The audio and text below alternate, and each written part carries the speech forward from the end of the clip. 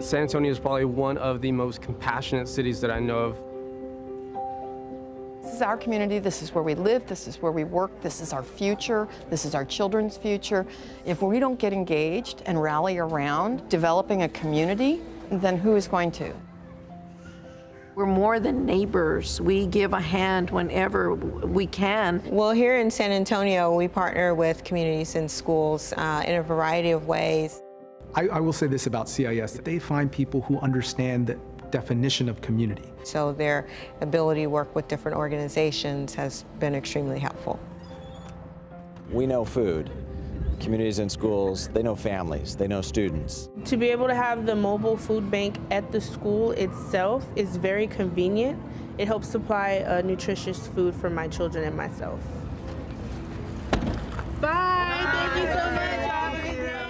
Once the stomachs are full, they're more worried about focusing on school than they're on their stomachs.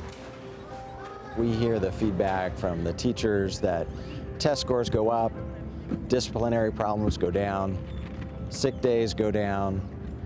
There's just so many good things that happens when we nourish a child. Meeting that basic need goes a long way in building that relationship with the family and the students, and no questions asked, just sometimes you just need help.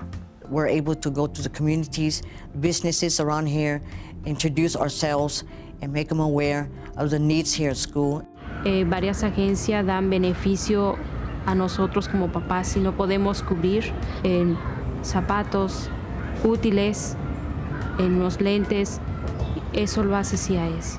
The most beautiful thing about communities and schools is it not only follows them here in elementary school, but it also connects with them in middle school and in high school and throughout. I promise to respect my classmates, the teachers, and myself. What you see behind me is kids excited about school, and they're the ones that are going to want to come back to school because we're giving them a chance, an opportunity to experience hands-on engineering.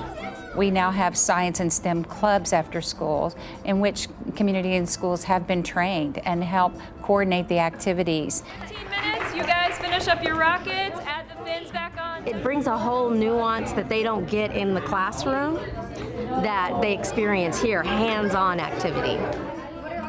Actually, learning a lot of new things, like about space, aerodynamics. They've kind of been picking up on little things they can do to make their rockets better. It went up to 111 feet. It felt like we went into space. It almost made me feel like I was on the rocket. That's one of communities and schools' greatest gifts, is to be able to coordinate all the support services, all the community resources. They have a real knack for doing that. AT&T is really invested in our kids. They don't just give the money, they actually get involved. The Aspire Mentoring Academy is meant to facilitate bringing AT&T employees as mentors together with students. My managers made all these sessions up, and again, you guys are gonna have fun, but please be engaged. We're just talking with them about careers, their resumes, interviews.